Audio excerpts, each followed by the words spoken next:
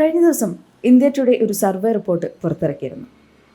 വഖഫ് നിയമ ഭേദഗതി ബിൽ ഇന്ത്യയിലെ ജനങ്ങളെ എത്രത്തോളം സ്വാധീനിച്ചിട്ടുണ്ട്, ആർക്കൊക്കെയാണ് ഗുണം ചെയ്തത്, ആർക്കൊക്കെയാണ് കൂടുതൽ ദോഷം ചെയ്തത് എന്നൊക്കെയായിരുന്നു ആ സർവേ റിപ്പോർട്ടിൻ്റെ ഉള്ളടക്കം. അപ്പോൾ ഈ ഒരു സർവേ റിപ്പോർട്ടിൻ്റെ അവലോകനം, മൊത്തത്തിലുള്ള ഒരു അവലോകനത്തിൽ ഇത് BJPക്ക് ഗുണം ചെയ്യുന്നു എന്നുള്ള തരത്തിലുള്ള റിപ്പോർട്ടുകളാണ് ഇപ്പോൾ പുറത്തു വരുന്നത്. ഈ ഒരു വിഷയവുമായി താങ്കൾക്ക് എന്താണ് പറയാനുള്ളത് സർ? ഇത് India today C voter survey, അവരിങ്ങനെ സർവേ നടത്താൻ സർവേ ഏജൻസികളുണ്ട് അതിൽ.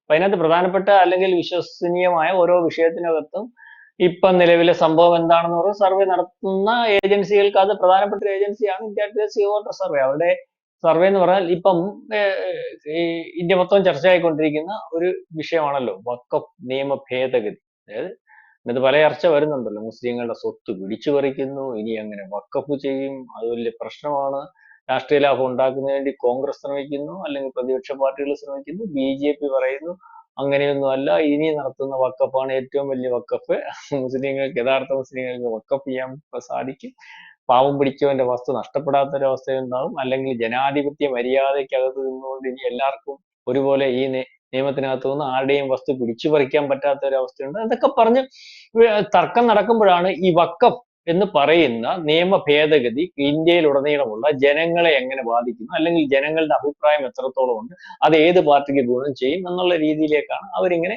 സർവേ നടത്തുന്നത്. അപ്പൊ അതിനകത്ത് സർവേക്ക് അകത്ത് വന്ന ഒരു റിപ്പോർട്ട് എന്ന് പറഞ്ഞാൽ ഇന്ത്യയിൽ ഉടനീളമുള്ള ജനങ്ങളെ പരിശോധിക്കുമ്പോൾ വഖഫ് നിയമ ഭേദഗതി 51% പേർ പറയുന്നത് ഇത് വളരെ കൃത്യമായിട്ട് ആവശ്യമുണ്ടായിരുന്ന കാര്യമാണ്.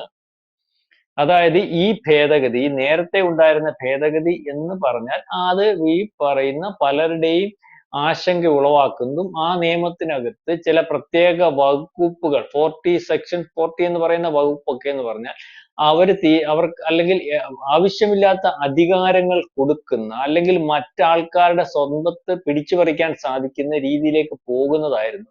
അല്ലെങ്കിൽ ഇതിനകത്ത് ഇതിന്റെ ബോർഡ് ഒക്കെ, നേരത്തെയുള്ള ബോർഡ് എന്നൊക്കെ പറയുമ്പോൾ അതിനകത്ത് അവർക്ക് മാത്രം തീരുമാനിക്കാൻ പറ്റുന്ന ഒരു അവസ്ഥയുണ്ടാണ്.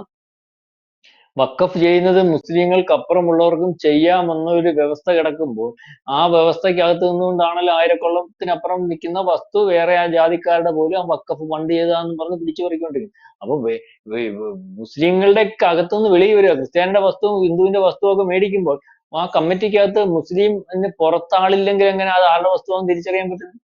ആ മുസ്ലിങ്ങൾ മാത്രമാകുമ്പോൾ, അല്ലെങ്കിൽ അവരുടെ താല്പര്യം അനുസരിച്ചില്ല. അപ്പൊ ആൾക്കാരുടെ ഇടയിലെ അഭിപ്രായം എന്ന് പറഞ്ഞാൽ ഇത് ഭേദഗതി ആവശ്യമായിരുന്നു എന്നാ. അല്പം 51% പേർ, രാഷ്ട്രീയ ലാഭം നോക്കുമ്പോൾ 51% പേർ ഈ വിഷയത്തോട് അനുകൂലിക്കുന്നു, അല്ലെങ്കിൽ BJPക്ക് അനുകൂലമാകുന്നു. അപ്പൊ BJPക്ക് അനുകൂലമായ സർവേ. 31% പേർ മാത്രമേ ഉള്ളൂ ഇതിനെ എതിർക്കുന്നത്, ബാക്കിയുള്ളവർക്ക് കൃത്യമായ അഭിപ്രായം ഒന്നുമില്ല. അപ്പം ഈ സർവേയും ഈ കാര്യവും ഈ നിയമവും വന്നു കഴിഞ്ഞപ്പോൾ രാഷ്ട്രീയമായിട്ട് നോക്കുമ്പോൾ BJPക്ക് അനുകൂലമാണ്. ഇനിയിപ്പം ഏറ്റവും കൂടുതലായിട്ട് വരാൻ പോകുന്നതെന്ന് പറഞ്ഞാൽ എല്ലാവരും ഉറ്റുനോക്കുന്നതാണ് ഈ കഴിഞ്ഞ ദിവസം AICCയുടെ സമ്മേളനം കഴിഞ്ഞിട്ട് നമുക്ക് ഇനി ഒന്നാവണം, നമുക്ക് ഒന്നായില്ലേ കാര്യമില്ല, നമുക്ക് ഗുജറാത്തിൽ തുടങ്ങാം, അല്ലെങ്കിൽ പ്രവർത്തിക്കാത്തവരെ എടുത്തു കളയണം, പ്രവർത്തിക്കണം എന്നൊക്കെ പറഞ്ഞിട്ട് സമ്മേളനം കൂടിയിട്ട് ഇറങ്ങി വരുന്ന ആദ്യത്തെ പരീക്ഷണം നടത്താൻ പോകുന്ന സംസ്ഥാനമാണ് ബീഹാർ. 2025 ഈ നടക്കുന്ന ഇലക്ഷൻ, അല്ലെങ്കിൽ സംസ്ഥാന ഇലക്ഷൻ, ഏറ്റവും വലിയ സംസ്ഥാനം, ഈ പറയുന്ന പ്രതിപക്ഷവും ഭരണപക്ഷവും തമ്മിൽ വലിയ ഏറ്റുമുട്ടൽ നടക്കാൻ പോകുന്ന സംസ്ഥാനം. ഒരുപക്ഷെ ഈ ഇലക്ഷൻ എന്ന് പറയുന്ന ഇലക്ഷൻ നാളെ കാലത്തെ കേന്ദ്ര ഗവൺമെന്റ് ഭാവിയെ പോലും നിർണ്ണയിക്കാൻ സാധ്യതയുള്ള ഒരു ഇലക്ഷനായിട്ടൊക്കെയാണ് വരുന്നത്. കാരണം എന്താണെന്നറിയോ? BJPക്ക് ഒറ്റയ്ക്ക് ഭൂരിപക്ഷം കേന്ദ്രത്തിലില്ല. അതിനകത്ത് ഭൂരിപക്ഷം ഇല്ലാത്തിടത്തപ്പോൾ ആ ഭൂരിപക്ഷം നിർത്തുന്നതിന് വേണ്ടി നിൽക്കുന്ന ചന്ദ്രബാബു നായിഡുവിന്റെ കൂടെയുള്ള പാർട്ടി നിതീഷ് കുമാറിന്റെ പാർട്ടിയാണ്. അപ്പൊ നിതീഷ് കുമാറിന്റെ പാർട്ടി വീണ്ടും ഈ പറയുന്ന ബീഹാറിൽ അധികാരത്തിൽ വന്നില്ലെങ്കിൽ ഓട്ടോ തിരിയുന്നത് പോലെ തിരിയുന്ന സ്വഭാവമുള്ള നിതീഷ് കുമാറിനെ അറിയാലേ. നമ്മുടെ ഓട്ടോ ഫ്രണ്ടിൽ പോകുമ്പോൾ എങ്ങോട്ട് തിരിയുമെന്ന് പറയാനൊക്കെ അറിയാമോ? അവരെങ്ങോട്ടും വെച്ച് തിരിക്കും. ഏറ്റവും അപകടകരമായിട്ടുള്ള എന്ന് പറഞ്ഞാൽ നിതീഷ് കുമാർ ഇന്ന് BJP നിൽക്കുക, നാളെ കാലത്തെ എവിടെ നിൽക്കുക എന്നുള്ള കാര്യം നാളെ കാലത്തെ പറയാൻ പറ്റും. അപ്പം അയാൾ ഈ പറയുന്നത് പോലെ അയാൾക്ക് അധികാരം കിട്ടാത്തൊരവസ്ഥ, ഭൂരിപക്ഷം കിട്ടാത്തൊരവസ്ഥ, BJP നിയമസഭയിൽ BJPക്ക് NDAക്ക് ഭൂരിപക്ഷം കിട്ടാത്തൊരവസ്ഥ വന്നു കഴിഞ്ഞാൽ അപ്പുറത്തോട്ട് ഓടി അങ്ങ് പോയിട്ട് അവിടെ പോയിട്ട് മന്ത്രിസഭ ഉണ്ടാകും. അപ്പൊ ഈ പറയുന്നത് പോലെ പ്രതിപക്ഷ കേന്ദ്ര ഗവൺമെന്റിന്റെ പിന്തുണ നഷ്ടപ്പെടും. അപ്പൊ ഭൂരിപക്ഷം ഇല്ലാതെ കേന്ദ്ര ഗവൺമെന്റ് ഭരിക്കാൻ പറ്റാതെ, അപ്പം ഇന്ത്യയുടെ ഭാവിയെ ബാധിക്കുന്ന ഒരു ഇലക്ഷൻ ആയിട്ട് വരുന്ന ഇലക്ഷൻ ആണ് ബീഹാറിൽ വരാൻ പോകുന്നത്. ഈ ബീഹാറിൽ പരിശോധിക്കുമ്പോൾ വഖഫ് നിയമ ഭേദഗതി ബീഹാറിൽ എങ്ങനെ ഉണ്ടെന്ന് പരിശോധിക്കാൻ, അത് പരിശോധിക്കാൻ കാരണം എന്ന് പറഞ്ഞാൽ JDU ഇതിന് പിന്തുണ കൊടുത്തത് കൊണ്ട് മുസ്ലിങ്ങൾക്ക് അതിർത്തിയുണ്ട്, അത്തരത്തിൽ പിന്തുണ കൊടുക്കാൻ പാടില്ലായിരുന്നു, പാർട്ടിക്കകത്ത് വേണ്ട രീതിയിൽ ആലോചന നടത്തിയില്ല എന്നൊക്കെ പറഞ്ഞ് JDU-വിനകത്ത് വിഷയം വരുമ്പോൾ JDU-വിനകത്ത് നിന്ന് മുതിർന്നവരെന്ന് പറയുന്ന അല്ലെങ്കിൽ മുസ്ലിങ്ങളായിട്ടുള്ള നേതാക്കന്മാർ വെളിയിൽ പോയി രാജിവെച്ച് വെളിയിൽ പോയി നിൽക്കുന്ന ഒരവസ്ഥയുണ്ട്.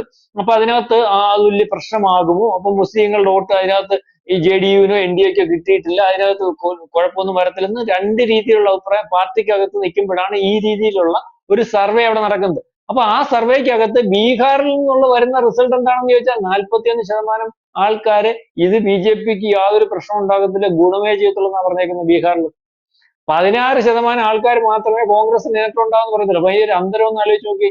അപ്പം അവിടുന്ന് വരുന്ന റിസൾട്ട് അല്ലെങ്കിൽ അവിടെ NDA തന്നെ മതി, അല്ലെങ്കിൽ NDA തന്നെ ഭരിക്കണമെന്ന് ജനങ്ങൾ തീരുമാനിക്കുമ്പോൾ, അല്ലെങ്കിൽ നേരത്തെയുള്ള സർവേകൾ വീണ്ടും BJP ഗവൺമെന്റ് വന്നാൽ മാത്രമേ ഇവിടെ വികസനം നടക്കത്തുള്ളൂ എന്ന് തീരുമാനിക്കുമ്പോൾ, അല്ലെങ്കിൽ അവിടുത്തെ ജനങ്ങൾ അഭിപ്രായം പറയുമ്പോൾ, NDA-ക്ക് അനുകൂലമായിട്ട് നിൽക്കുമ്പോൾ അതിനകത്ത് വിഘ്നം വരാൻ സാധ്യതയുള്ള ഒറ്റ വിഷയം എന്ന് പറഞ്ഞാൽ ഈ പറയുന്നത് പോലെ വഖഫ് നിയമ ഭേദഗതിക്കകത്ത് അവിടുത്തെ ജനങ്ങൾക്ക് അതൃപ്തി ഉണ്ടെങ്കിൽ, ഭൂരിപക്ഷം വരുന്ന മുസ്ലിങ്ങൾക്ക് അതൃപ്തി ഉണ്ടെങ്കിൽ, പല മണ്ഡലങ്ങളും ഈ പറയുന്ന മുസ്ലിങ്ങൾക്ക് നിയന്ത്രിക്കാൻ കഴിയുന്ന ഒരു അവസ്ഥയുള്ളപ്പോൾ ആ മുസ്ലിങ്ങളുടെ വോട്ട് കൊണ്ട് ഒരുപക്ഷെ അധികാരത്തിൽ വരാൻ സാധ്യത ഉണ്ടായിരുന്ന BJP-ക്ക് വീണ്ടും അധികാരത്തിൽ വരാൻ പറ്റത്തില്ല എന്നുള്ള ആശങ്കയ്ക്ക് ഇപ്പം ഒരു സർവേയിൽ കൂടെ പരിഹാരമായിട്ടുണ്ട്.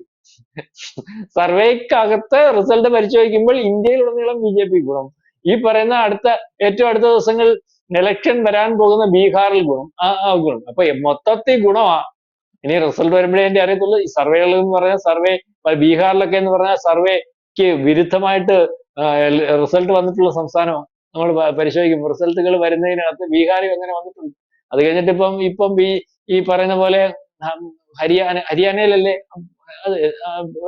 അനുകൂല റിസൾട്ട് ഈ പറയുന്നത് പോലെ അനുകൂലമല്ല. ലോക്സഭയിൽ തന്നെ റിസൾട്ട് 2024 സർവേക്ക് പറയുന്നത് പോലെ അല്ലായിരുന്നു.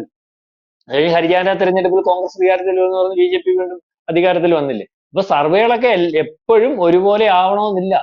സർവേകളുടെ ഇപ്പൊ ഈ വന്ന സർവേകളിൽ വന്ന സർവേയുടെ റിസൾട്ട് മാത്രമാണ് നമ്മൾ ഈ പറഞ്ഞത്. സർവേകൾ ഏതാണ്ട് 90% അങ്ങനെ വരാറുണ്ട്, വളരെ കുറഞ്ഞ സമയങ്ങൾ അങ്ങനെ വരാറുമില്ല. അപ്പം ഈ റിസൾട്ട് ഏതായാലും ഏത് ബില്ല് വന്നാലും ഏത് കാര്യത്തിനകത്ത് വന്നാലും BJP-യൊക്കെ സംബന്ധിച്ചിടത്തോളം BJP-ക്ക് ഏത് പാർട്ടിയുടെ ഒരു ആഭ്യന്തര അന്വേഷണം നടക്കാറുണ്ട്. BJP-ക്കകത്ത് ഇപ്പൊ ഏറ്റവും കൂടുതൽ നടക്കുന്നത്. അത് കഴിഞ്ഞിട്ട് അവരുടെ ഈ പറയുന്ന ഏറ്റവും വലിയൊരു ഈ ആളുണ്ട്, ഈ RSS, അവർക്ക് വലിയ നമ്മളെ വലിയ ഏജൻസിയെക്കാട്ടിൽ കൂടുതൽ ആൾക്കാരുടെ പൾസ് അറിയാൻ പറ്റുന്ന സംവിധാനങ്ങൾ അവർക്കുണ്ട്. കാരണം അവർ ഗ്രാസ് റൂട്ട് ലെവലിൽ ഉണ്ടല്ലോ. അപ്പൊ അവരുടെ ഒരു അഭിപ്രായം തേടാറുണ്ട്. ഓരോ ബില്ലിന്റെ കാര്യം ഞാനീ പറഞ്ഞു. ഇതിനകത്ത് മുത്തലാഖ് കൊണ്ടുവന്നപ്പോഴും CA സമരം കൊണ്ടുവന്നപ്പോഴും ഒക്കെ നമ്മുടെ മാധ്യമങ്ങളും അല്ലെങ്കിൽ പൊതുജനവും എല്ലാം കൂടി ഇപ്പൊ അതങ്ങോട്ട് കുഴപ്പം സംഭവിക്കും എന്ന് പറയുമ്പോഴും അവര് ധൈര്യത്തെപൂർവ്വം ഓരോ ബില്ലുകളും ഒക്കെ പാസ്സാക്കുന്നതിന് മുമ്പ് ഈ BJP എന്ന് പറയുന്ന പാർട്ടി, നേരത്തെ എല്ലാ പാർട്ടിക്കകത്തും ഉണ്ടായിരുന്നു, പക്ഷെ ഇപ്പൊ BJP-ക്കകത്ത് മാത്രമേ അത് കൃത്യമായിട്ട് വർക്കൗട്ട് ആവുന്നുള്ളൂ. BJP ചെയ്യുന്ന പരിപാടി എന്ന് പറഞ്ഞാൽ അവർ ഇതിനെപ്പറ്റി ഒരു അന്വേഷണം നടത്തി അവർക്ക് ഗുണമാവുന്നുണ്ടെങ്കിൽ മാത്രമേ ബില്ല് പാസ്സാകുന്നുള്ളൂ. കൂടുതൽ വാർത്തകളും വിശേഷങ്ങളും നിങ്ങളിലേക്ക് എത്താൻ ABC മലയാളം സബ്സ്ക്രൈബ് ചെയ്യുക, ബെൽ ബട്ടണും അമർത്തുക.